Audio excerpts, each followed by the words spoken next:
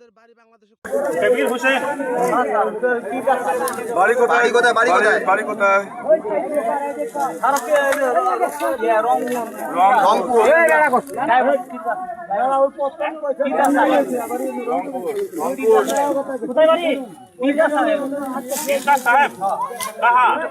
কোথায় কোথায় ওটা? রংপুর। ভারত থেকে এই গেট দিয়ে যখন বাড়াইছে লোকটা, তখন আমরা এই যে এখানে গরু চারাইতেছি, গরু চারাইতে দিয়ে এই লোকটা আইলো। আসার পরে আমি কয়টা পোলা অনেক ফোন দিলাম। ফোন দেওয়ার পরে পোলা বানাইলো, এই জিগাইলো কয়টা হয়। ডাইরেক্ট কথা হচ্ছে চেন্নাই থাকি আমরা। আমি চেন্নাই থেকে আইছি। চেন্নাই থেকে আইসা এইদিকে বাংলাদেশ কে আয়। পরে যখন পোলা বানে আরো অনেক তথ্য জানালো, তখন কইল তখন ভারত দিয়ে আবার ওই দিক থেকে আমরা ভারত দিকে এদিকে নিয়ে এলাম, সাহার দিকে নিয়ে আসার পরে বিজেপি আইলো। বিজেপি আসার পরে আঙুর বিজেপি আরো ধাক্কায় একটা সময় হয়েছে।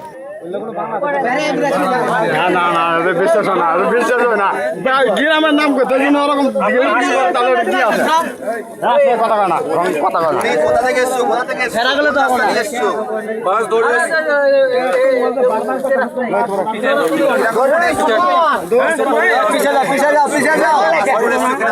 কথা কত তো গ্রামের লোক কিছু বলিনি?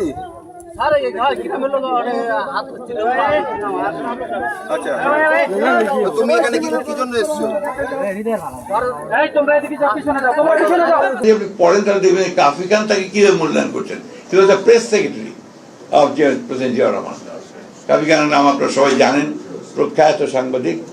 তো ওখানে উনি বলছেন যে জিয়াউর রহমানকে তার সবচেয়ে বড় যে জিনিসটা আপনার মানুষকে, ওই সময়কার মানুষগুলোকে আপনার আকৃষ্ট করেছিল তার সততা।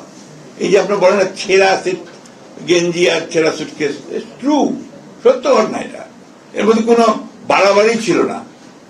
আমার এখন মনে আছে যে রহমানের আপনার শাহাদাতের পরে যখন বডি নিয়ে আসলো এখানে, আসার পরে আপনার ওই পুরনো সংসদ ভবনে, যেটা এখন প্রধানমন্ত্রীর কার্যালয়, ওখানেও বডিটাকে রাখা হয়েছিল কফিনের মধ্যে, কফিনে সাধারণ মানুষের দেখার জন্য।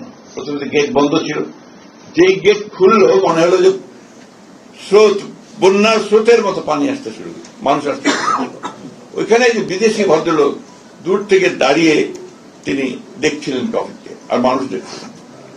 তা আমরা কয়েকজন বন্ধু বান্ধব আমরা সেই সময় ছিলাম, আমরা যেহেতু সরকারি কাজ করতাম সেই সময়, আমরা তাকে জিজ্ঞেস করলাম যে তুমি তো বিদেশি, তুমি এই প্রেসিডেন্টের কফিনের পাশে এভাবে দাঁড়িয়ে আছো কেন?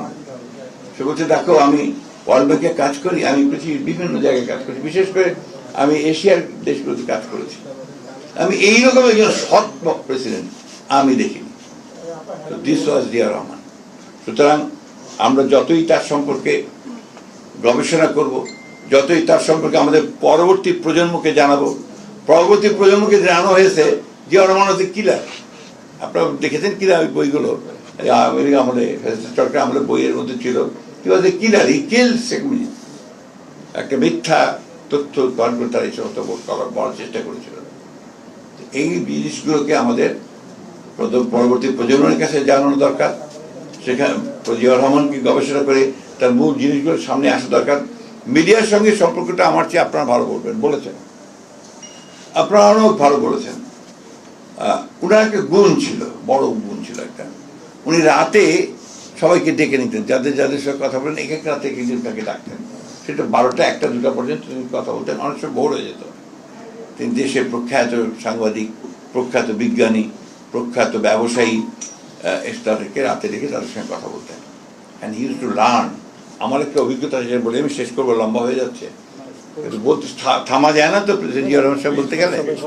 আমি আপনার তখন ইউনেস্কো ন্যাশনাল কমিশনে কাজ করতাম ঠিক ওই সময়।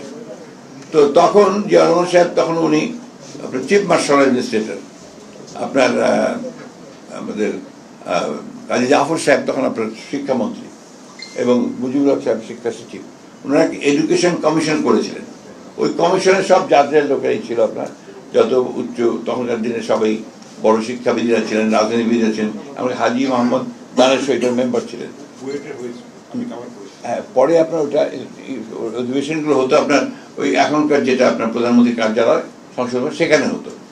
তো ওখানে যখন অধিবেশন চলতো তো আমরা কয়েকজন সিলেক্টেড হয়েছিলাম আপনার to act as reporters UNESCO national commission থেকে। আমরা কাজ করতাম, সব লিখতাম। তো জিয়া রহমান সাহেবকে এসে দেখতাম, উনি এসে বসতেন, টুপিটা রাখতেন, দেখে একটা নোট বই বার করে নোট নিতেন, যে যা বলছে শুধু নোট নিতেন, কথা বলতেন না। এমনকি শেষের দিন অর্থাৎ প্রায় 15 দিন সেই ডেলিভারিগুলো হয়েছে, শেষের দিনে তিনি কথা বললেন। এই সময় তিনি আবার ছাত্র নেতাদেরকেও ডেকেছেন। সেই সময় মাহবুব রহমান মান্না তখন আপনার ডাক্তার ভিপি, তাকেও ডেকেছেন, তার সঙ্গে কথা বলছেন, অন্যান্য দলগুলো ডেকে ডেকে তিনি কথা বলেছেন।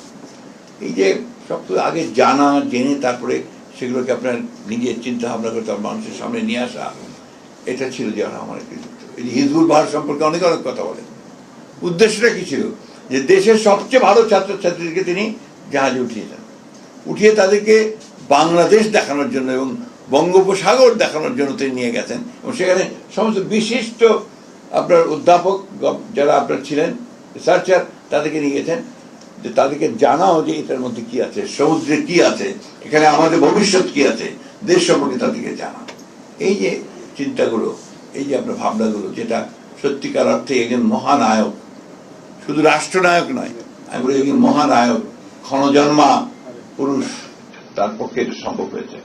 তাই আমি শেষ করছি এই কথা বলে, আমি যে কথাগুলো বলেছেন এখানে, যে এখন একটা সুযোগ এসছে আবার জিয়া রহমানকে অনুসরণ করার সুযোগ এসছে, আপনাদের প্রেস ক্লাবের আরো উন্নয়ন ঘটানোর জন্য।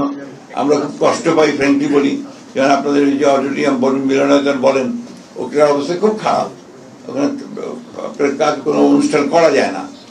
এখন একবার প্রধানমন্ত্রীকে নিয়ে আসেন, আমি তো প্রধানমন্ত্রীর মধ্যে তার ছায়া দেখতে পাই, তার প্রতিচ্ছবি দেখতে পাই। উনিও কিন্তু একইভাবে কাজ করছেন, দিন রাত কাজ করার চেষ্টা করছেন। এটাকে কাজে আপনারা তাকে বলেন, নিমন্ত্রণ করেন, নিয়ে আসেন, এবং তার কাছে যে আপনাদের অডিটোরিয়ামটা এটা আরো ভালোভাবে নতুন করে আপনার করা যায়। সেই সঙ্গে মিডিয়ার যে সমস্যাগুলো আছে সেগুলো সম্পর্কে তাকে বলেন।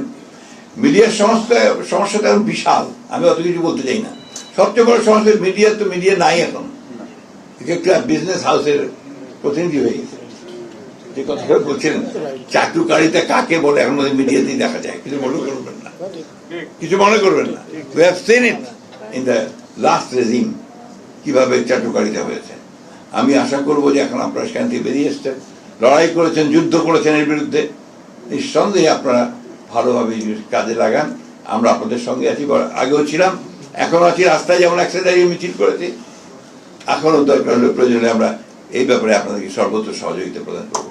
আপনাদের সকলকে ধন্যবাদ, আন্তরিকভাবে ধন্যবাদ জানাচ্ছি আমাকে এখানে আমাদের কথা বলার সুযোগ দেবেন। ধন্যবাদ।